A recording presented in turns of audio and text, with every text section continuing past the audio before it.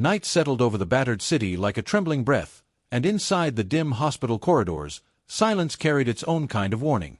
14-year-old Mara slipped through the shadows, clutching a tray of water she had volunteered to deliver, though volunteering meant little in a war where everyone was enlisted by necessity.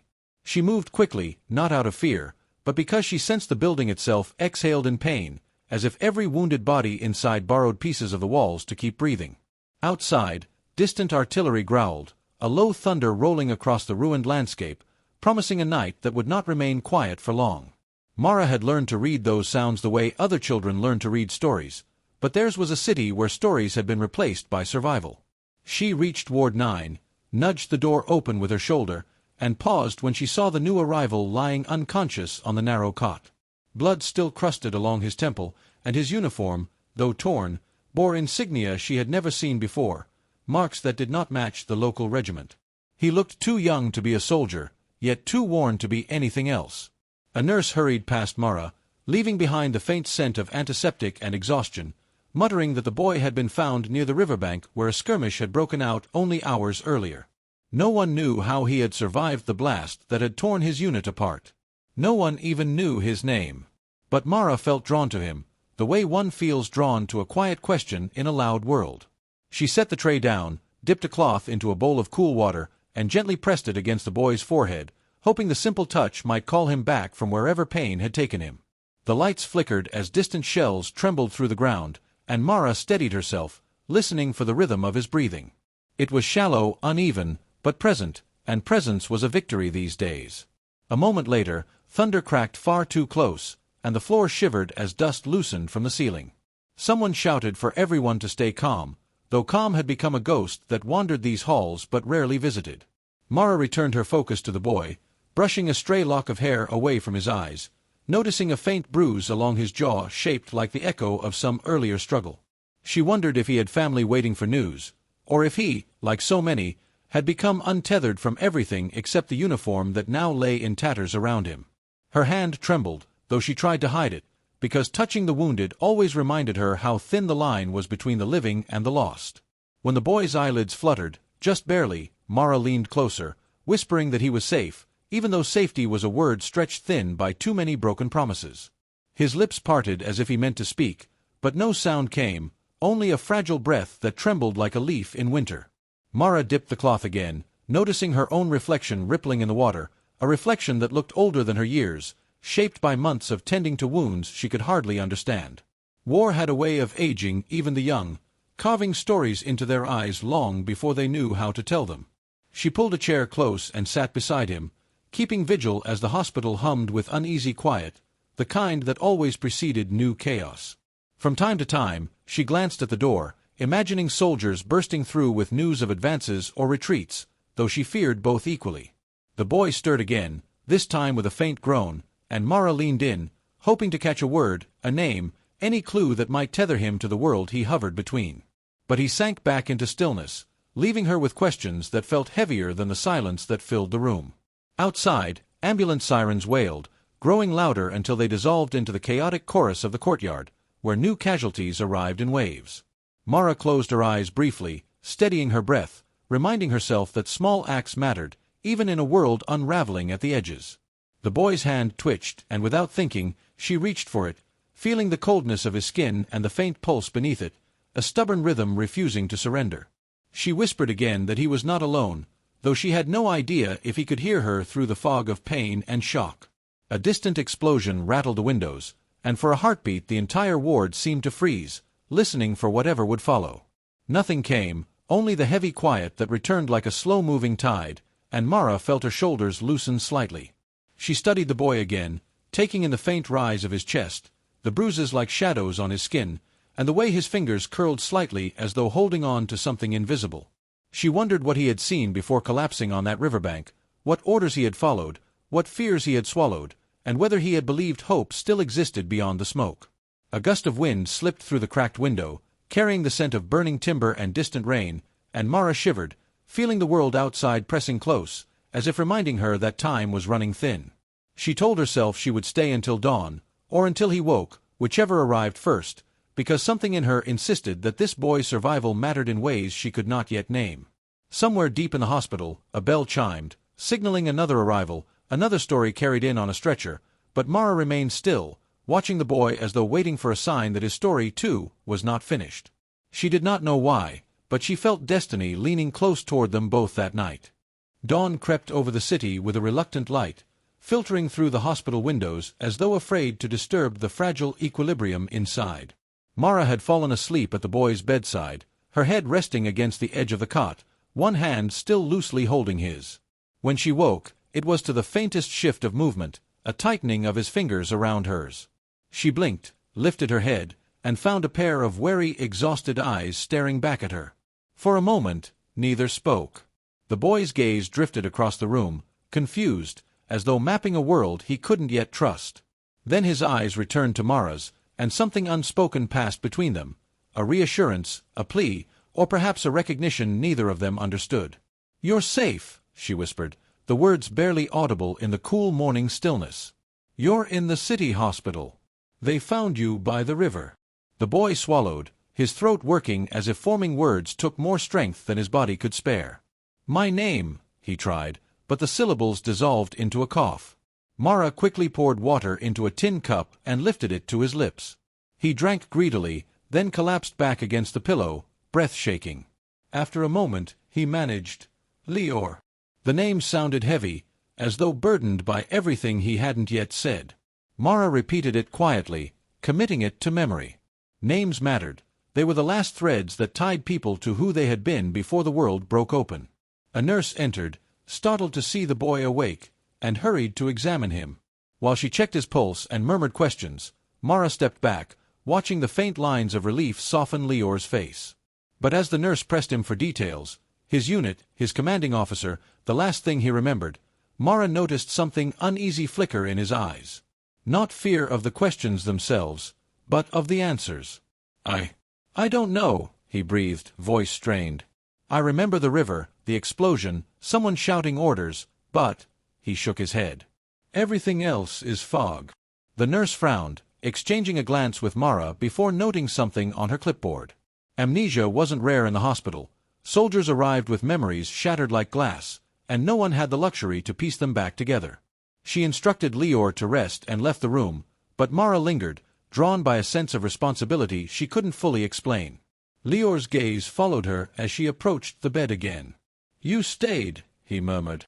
It wasn't a question, just an observation wrapped in quiet gratitude. Mara nodded. "Someone had to be here when you woke." She hesitated before adding, "You seemed lost." A faint smile tugged at the corner of his mouth. "I still am." Throughout the day, the hospital swelled with new arrivals, boots thundering across the floors as stretchers wheeled past in frantic waves. The air thickened with cries, the metallic tang of blood, the clipped orders of medics trying to hold the world together with sutures and hope. Mara worked alongside them, fetching supplies, offering water, whispering what comfort she could. Yet her thoughts drifted back to Lior again and again, the way his eyes searched the room as though trying to recall something just beyond reach. When she returned to Ward 9 that afternoon, she found him sitting upright, wincing but determined. His bandaged arm rested across his lap, and he seemed to be testing the limits of his still fragile strength. "You shouldn't be sitting up alone," Mara scolded, setting down a bowl of broth she had smuggled from the kitchen. "I needed to know if I could," he replied, his voice steadier now. "I can't stay a broken thing forever." She offered him the bowl, and he accepted it with shaky hands. As he ate, Mara studied him, the sharpness of his cheekbones, the weariness etched into his posture, the tension that gathered whenever distant artillery rumbled through the air. He carried an alertness that didn't match his supposed memory loss, as though instincts whispered truths he couldn't consciously name. "Do you remember anything else?" she asked softly. Lior stared into the bowl before setting it aside. "Flashes. Shapes. A voice shouting orders. But I can't see faces. Can't place where I'm from. Only that I was running. And that something important was at stake." His brow tightened. "I feel like I failed someone." Mara sat beside him, unsure what comfort to offer. She thought of the countless families waiting for sons who would never return, of names whispered in hallways like fragments of forgotten songs, of hope stretched thin over too many graves. "Maybe remembering isn't the first thing you need," she said. Maybe healing is. Before Lior could respond, a distant rumble shuddered through the building, closer than before, sharp enough to rattle glass. Nurses froze mid-step, glancing toward the eastern windows. Another boom followed, and the floor quivered beneath their feet.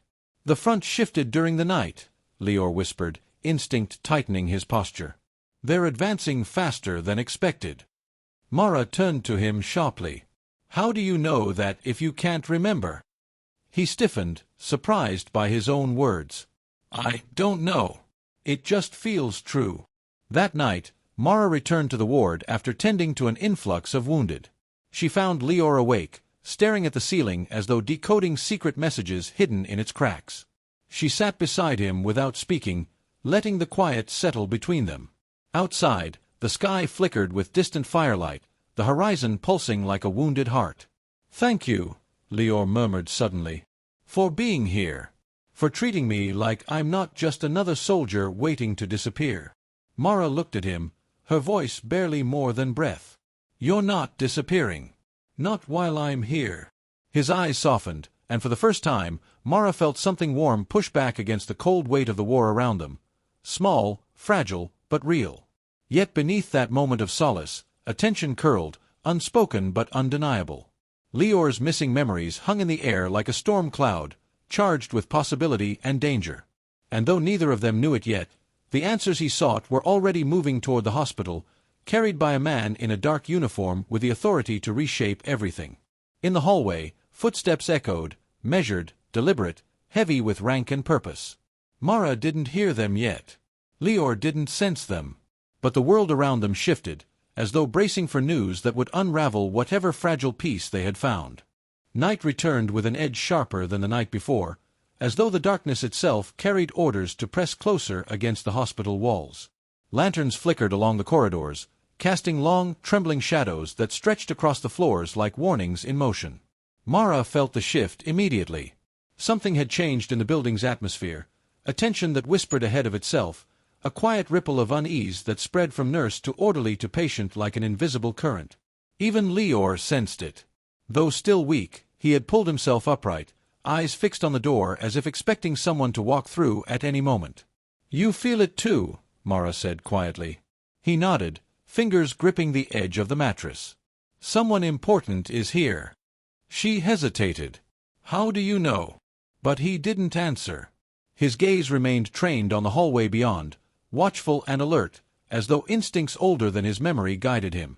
Mara felt her chest tighten. She wasn't sure if it was fear, curiosity, or something else entirely. Minutes later, a nurse hurried through the ward, her expression taut with barely contained nerves. Everyone stay where you are, she instructed, though her voice wavered. A senior official has arrived. He's demanding information about an unidentified soldier brought in last night. No one speaks to him unless asked. Understood. Her eyes flickered toward Lior before she rushed out again. Mara and Lior exchanged a glance heavy with unspoken questions. Do you think he's here for you? She whispered. Lior's breath caught. I don't know, but something inside me says yes.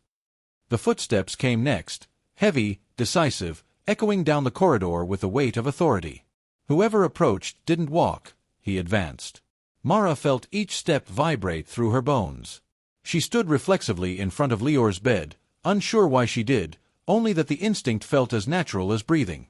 Seconds later, the doorway filled with the imposing figure of a man whose uniform bore the marks of a high-ranking commander. His coat, streaked with the dust of the battlefield, hung from broad shoulders like a mantle of war itself. Silver glinted at his collar, medals lined his chest, and a scar carved a pale line across his left cheek, as if the world had tried to silence him and failed. But it was his eyes, cold, searching, that sent a chill through Mara's spine. The room fell silent. Even the lantern seemed to dim. The general stepped forward. Which of you is the boy brought from the riverbank? His voice carried no warmth, only iron.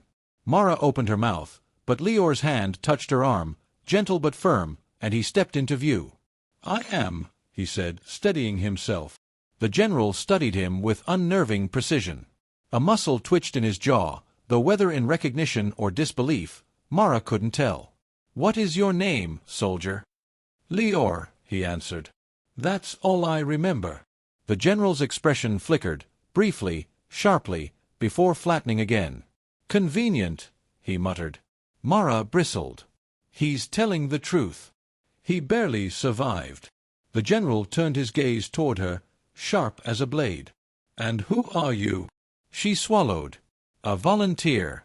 I've been caring for him. Then you've grown too close, he said coldly, though his eyes shifted back to Lior with an intensity that bordered on accusation. This boy is not an ordinary soldier. He belongs to a classified unit. A unit whose operations never appear in public records. A unit whose survival, if any survived at all, was unlikely. His voice dropped. And yet here he lies. Lior looked as though the floor tilted beneath him. What unit? He whispered. The general didn't answer immediately. Instead, he stepped closer, studying Lior's face with a scrutiny that felt personal. You truly don't remember? Lior shook his head, confusion tightening his brow. I wish I did. A long pause followed. Then the general sighed, a low, reluctant sound, as though he had carried this revelation for miles and still wished to drop it unspoken. You were part of an intelligence division, he said. A covert reconnaissance group assigned to retrieve information vital to the survival of our forces. Only a handful of operatives were trained for missions of this magnitude. His gaze sharpened. You were one of them. Lior went still. Mara's breath caught. The room itself seemed to contract around the truth. The general continued, his tone a mixture of awe and suspicion. Your unit disappeared 2 nights ago during an enemy ambush. Command believed the enemy captured or executed all of you. But now, you appear here, wounded, memory fractured. Lior stared at him, trembling with the weight of knowledge that didn't feel like his anymore. If I was part of something important, he murmured, why can't I remember? The general's eyes narrowed. That is what I intend to find out. Mara stepped forward, placing herself between them before fear could turn into something irreversible. He needs rest, not interrogation. He needs answers, the general countered. And so do I. But something in Mara's posture, small, young, but burning with quiet defiance, made the general pause. A softer note crept into his voice, barely noticeable. Child, your compassion is admirable. But this boy carries truths that could alter the course of this war. I don't care about the war, Mara said. I care that he's alive. Lior looked at her then, really looked, and something in his chest seemed to anchor. She didn't flinch under the general's authority. She didn't back away from danger. She stood for him, a stranger, with more courage than most soldiers he could almost, but not quite, remember. The general exhaled slowly. Very well. He will rest, tonight. His gaze returned to Lior. But tomorrow, he comes with me to command headquarters. No, Lior said suddenly, surprising all 3 of them. I'm not going anywhere until I understand who I was. Not through orders, but through truth. The general stiffened. Truth may not be what you expect. Then let me face it when I'm strong enough to stand. Another long pause. Then, reluctantly, the general nodded. One night, he said. No more. He turned sharply and strode out, leaving the ward colder than before. Mara sank onto the chair beside Lior, her pulse still racing.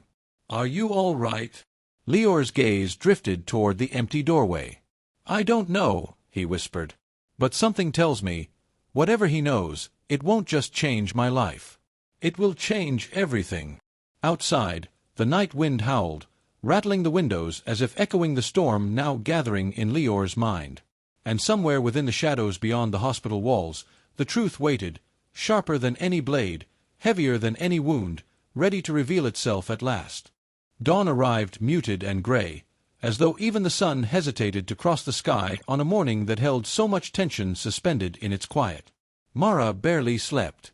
She remained close to Lior, feeling the weight of the general's ultimatum lingering over them like an unseen guard posted at the door. In the early hours, the hospital hummed with a familiar rhythm of struggle, nurses shuffling between beds, distant stretchers rolling through hallways, murmured prayers escaping dry lips, but a different current pulsed beneath it all, a hush of anticipation that followed Lior wherever he went. He sat up slowly, wincing at the stiffness in his healing ribs, but determined not to appear fragile when the general returned. Mara hovered nearby, offering a steadying hand that he pretended not to need, though he always accepted it. She helped him sit fully upright, then guided him through measured breaths meant to loosen the tension gathering in his chest. "Are you ready?" she asked, though part of her hoped he would say no. Lior's eyes lingered on the cracks in the ceiling, as if searching them for forgotten pieces of himself. "I don't know what ready feels like," he admitted. "But I know I can't hide from whatever's coming." Mara lowered herself onto the chair beside him. "You're not hiding. You're recovering." He gave a faint smile that didn't quite reach his eyes. "The general won't see it that way." Before she could respond, footsteps signaled his arrival, precise, commanding, impossible to mistake. The general appeared in the doorway, flanked by two officers whose solemn expressions reflected the gravity of the situation. His gaze swept over Lior, assessing his improved posture, the steadiness in his hands, the tension beneath his attempt to maintain calm. "You look stronger," the general said. Whether it was approval or accusation, Mara couldn't tell. "I am," Lior replied. The general approached, folding his hands behind his back. "Then it's time we speak about what happened the night your unit vanished." Mara stiffened. "He still needs rest." Lior raised a hand gently. "Mara, it's all right." The general studied both of them before continuing, voice low and deliberate. "Your unit was deployed behind enemy lines to intercept a communication believed to contain strategic plans. We suspected the enemy was preparing an offensive maneuver that would devastate our western flank. You were chosen not only for your skill, Lior, but for your ability to memorize and relay sensitive information without written record." Lior's brow tightened, curiosity mingling with unease. "And the others?" "Dead," the general answered without softness. "Every one of them found by the riverbanks or confirmed through reconnaissance. You alone survived. You alone returned." Lior swallowed hard. Mara reached for his hand, and this time he didn't pretend not to need her. "But there is more," the general continued. "Your unit encountered a defector, an enemy officer carrying documents meant for us. He was the one you were tasked to retrieve. Reports suggest he entrusted you with intelligence that could shift the war's balance."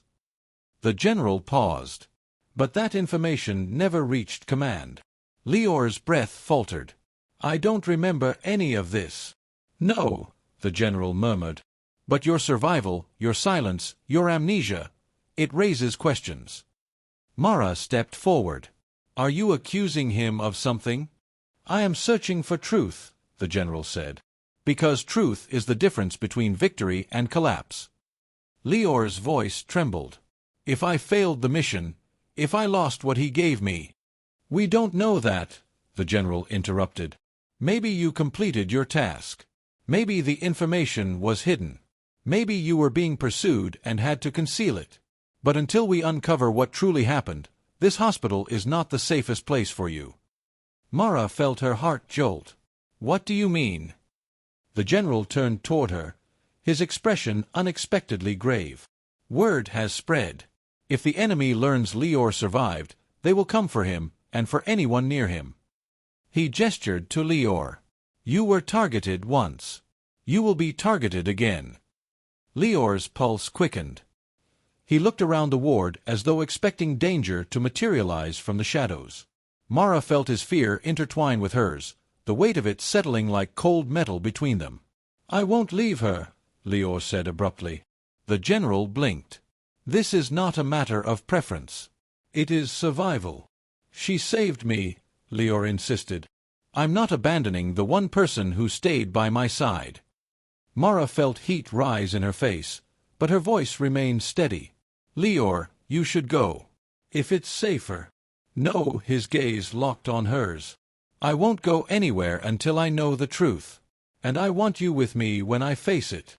The general watched them in silence for a moment, weighing something unseen. Then he exhaled, as though conceding to a force stronger than protocol. "Very well. But if she accompanies you, she becomes part of this investigation, and part of the danger." Mara nodded without hesitation. "Then I'll go." The general's officers exchanged uneasy glances. Outside, a sudden boom cracked through the air, shaking dust loose from the ceiling. The general stiffened, rushing to the window. Smoke rose from the eastern edge of the city, too close, too deliberate. "It's begun," he whispered. Nurses screamed for patients to be moved away from windows. Orderlies scrambled through the ward, shouting instructions drowned by fresh explosions. The hospital quaked under the assault, lights flickering violently. Lior tried to stand, but his weakened legs buckled. Mara caught him, bracing his weight against her shoulder as alarms wailed through the hallways. The general turned sharply. "We have to move now. They know. They're targeting this sector because of him." Lior's breath shook. "I brought danger here." "No," Mara said firmly. "War did." The general motioned for his officers. "Secure them both. We're evacuating to headquarters." As the hospital rumbled under another wave of impact, Mara felt Lior clutch her arm, not out of fear alone, but out of instinct, an instinct that tethered him to her more strongly than any memory he had yet recovered. Outside the ward, chaos swelled, smoke-flooded hallways, cries of pain, frantic footsteps, but through it all, Mara stayed beside Lior, guiding him forward as the general's men cleared their path. Behind them, the hospital trembled like a wounded animal. Ahead of them, a truth waited in the shadows, drawing nearer with every step. And though neither knew it yet, the truth would demand a price neither was prepared to pay. The journey to headquarters unfolded through smoke-thick streets, where buildings leaned like exhausted giants and the air tasted of ash and urgency. Mara clung to Lior as the general's convoy wound through debris and shattered stone, the world outside their transport rumbling with the echo of distant fire. Soldiers flanked them, rifles ready, eyes scanning the horizon for movement. Lior remained silent, every bump in the road drawing a wince from his healing ribs, but Mara felt his grip tighten each time the convoy jolted. Fear traveled between them like a shared breath. Yet beneath it, something steadier held firm, an unspoken resolve that grew stronger the closer they came to the truth. Headquarters emerged from the haze like a fortress carved from the earth itself, thick stone walls, barricades of sandbags, and watchtowers standing like grim sentinels. As the convoy rolled through the gates, tension seemed to crystallize around Lior. Soldiers turned to look at him with a mixture of curiosity and disbelief, whispers rippling through the ranks. He sensed their eyes, but instead of shrinking beneath their attention, he straightened, as if something within him recognized this place, this pressure, this moment.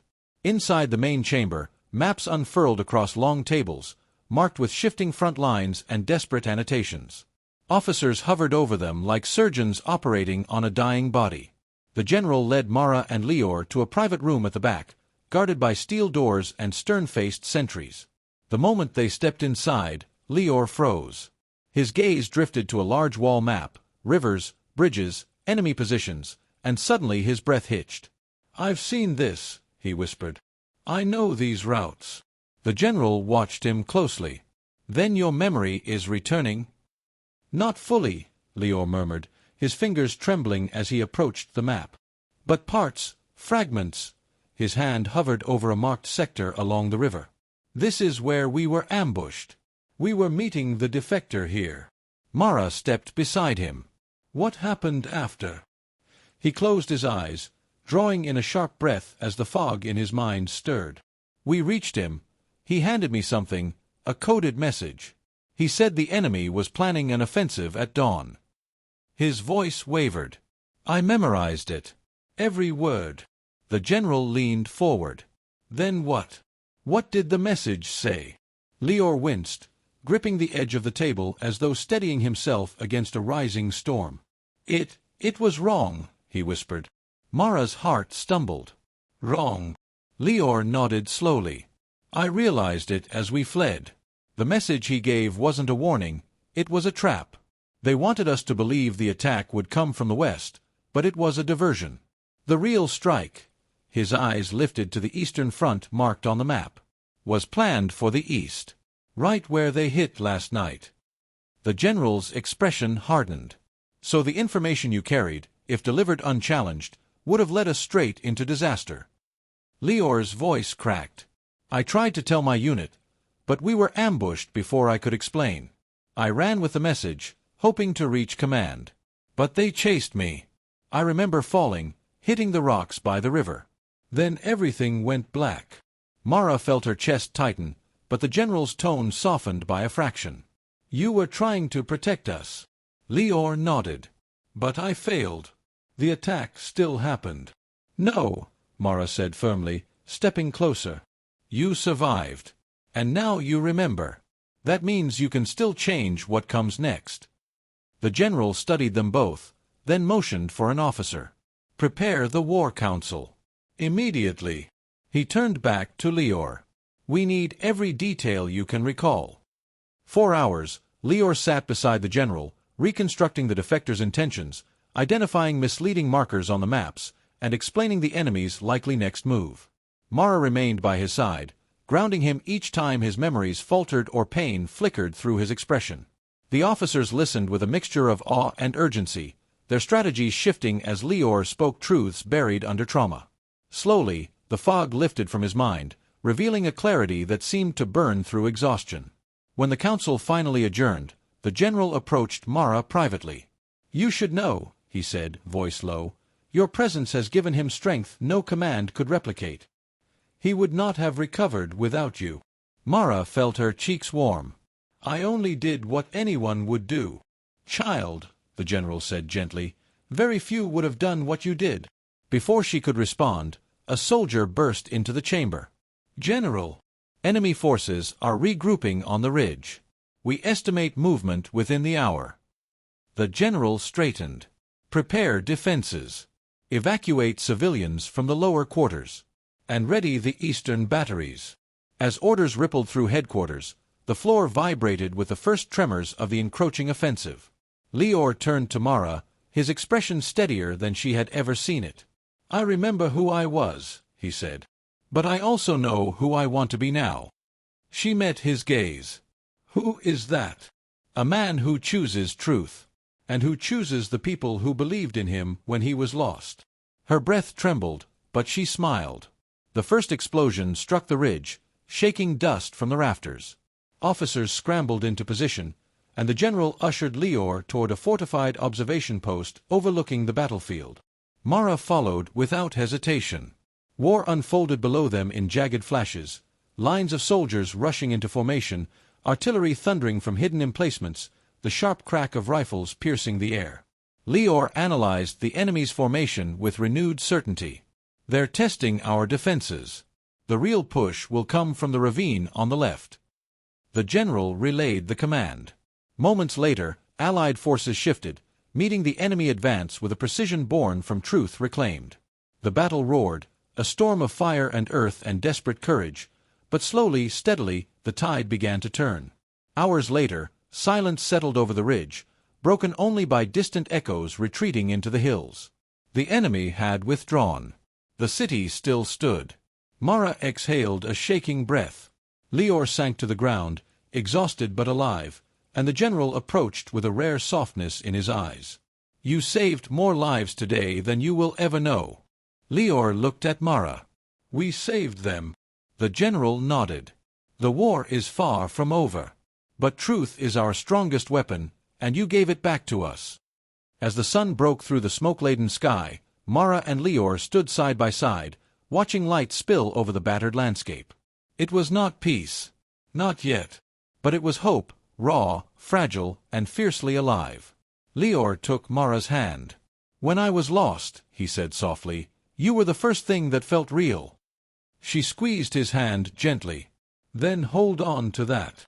And as dawn stretched across the wounded city, they did, two souls stitched together by courage, memory, and the quiet truth that even in the darkest ruins of war, light could still choose its way through.